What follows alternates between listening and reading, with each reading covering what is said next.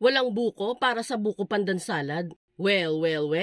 Ngayong araw ay nakahanap tayo ng paraan kung paano makakagawa ng buko pandan salad kahit walang buko. Isa pa ay mas makakatipid tayo since magmamahal na nga mga buko sa mga susunod na buwan.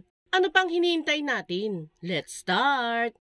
Sa paggawa nitong ating buko pandan salad ay didiretso na agad tayo sa pagluluto. Sa isang lutuan ay maglalagay muna tayo ng 4 cups ng tubig.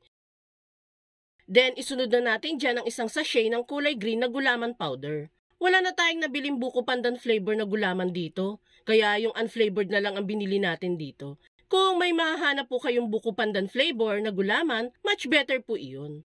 Kapag natunaw na ang gulaman powder, ay iset na natin ang apoy sa high heat upang mabilis itong kumulo. Once kumulo na ang gulaman mixture, ay pwede na natin itong hanguin. Ibuhos lang natin ito sa mga napili nating lagayan. I-rest at hayaan muna natin itong mag-set. Tapatan ng electric fan kung kinakailangan para mas mabilis itong mag-set o tumigas. Makalipas ang 35 minutes ay tumigas na itong mga green gulaman. Pwede na natin itong hati-hatiin into cubes.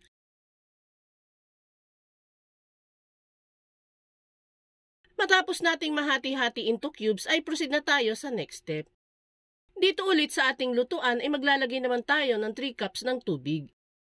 Sunod na natin dyan ang isang sachet ng color white na unflavored gulaman powder. Tunaw-tunawin muna natin dito ang gulaman powder. Nakaset na nga po pala ang apoy natin dito sa low heat.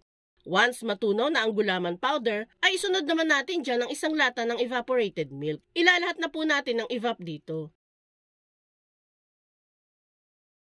Maglalagay na po pala tayo dito ng half cup ng white sugar. Haluin hanggang sa matunaw na ang asukal. Then, iset na sa high heat ang apoy para mabilis itong kumulo. Once kumulo na, ay pwede na natin itong hanguin. Ilagay ulit sa mga lagayan na meron kayo dyan sa inyo. I-rest at hayaang mag-completely set itong gulaman mixture. After ng 1 hour, ay nag-set na din itong white gulaman natin. And para mas maging kamukha ito ng nabibiling buko, kakayurin din dapat natin ito na parang sa buko. Gumamit lang tayo dyan ng tool na pang buko strips. Kayurin itong white gulaman hanggang sa makuha natin ang gustong dami nito. Kung nakaabot ka sa part ng video na ito, it means na interested ka sa recipe natin today. Kung sakali pong magugustuhan mo ang buko pandan recipe natin, pwede po bang pusuan mo naman ang video natin? At mag-comment ka na din po ng, "Wow, yummy buko pandan." Maraming salamat po! After natin dito sa white gulaman, ay pwede na tayong mag-proceed sa pag-assemble ng buko pandan. Dito guys, gumamit na lang ako ng malalim na kasirola. Wala kasi kaming malaking bowl kaya dito na lang ako maghahalo. Ilagay na natin dyan ang green gulaman. Isunod na natin dyan ang strips ng white gulaman. Next ay itong hiniwa nating keso ng pa-cubes. Nilakihan na natin ang hiwa ng keso para lasang-lasa talaga ang cheese dito. Sunod na natin dyan ang 2 box ng all-purpose cream. And last, syempre, para maging legit na buko pandan itong gagawin natin, ay maglalagay tayo dito ng buko pandan flavored na condensed milk. Haluin hanggang sa magmix na ito thoroughly.